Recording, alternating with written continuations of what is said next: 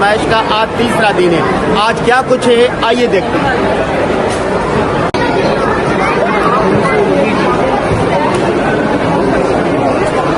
ہمارے ساتھ موجود ہیں مفتی عبدالمنعم بھائی صاحب. جی بھائی صاحب.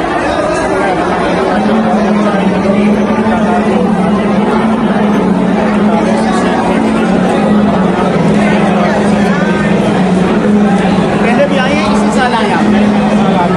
اچھا فیملی کے ساتھ آتے ہیں.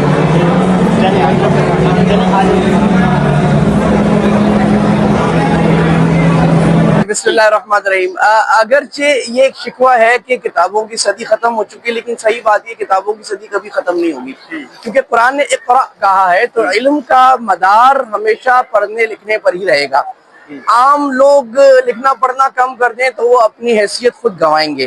اس کی دلیل دوسری یہ ہے کہ آج جو ترقی یافتہ دنیا ہے، جو ترقی کے عروج پر ہے، ان کی ترقی کے پیچھے لکھنا پڑھنا ہی ہے.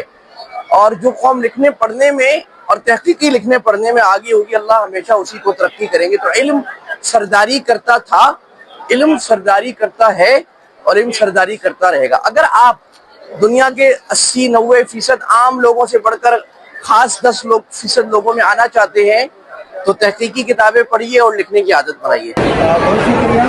میرا نام عمر غازی ہے. میری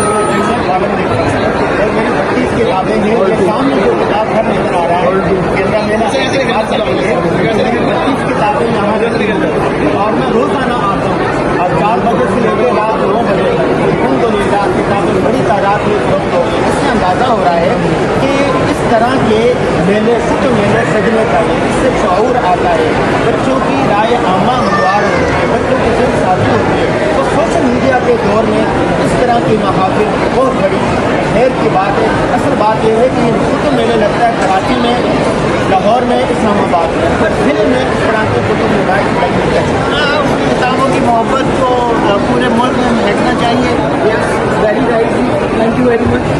کراچی ایکسپو سینٹر میں لگنے والے عالمی کتب نمائش کا آج تیسرا دن تھا اور بہت رش رہا. دیکھ رہے ہیں ہماری کتابیں کیسے بکری ہوئی ہیں اور پیچھے بھی دیکھ رہے ہیں یہ کتابیں بہت زیادہ تھی جو الحمدللہ بڑی تعداد میں فروخت ہوئی. تو ملتے ہیں کل دوبارہ انشاءاللہ. اللہ حافظ.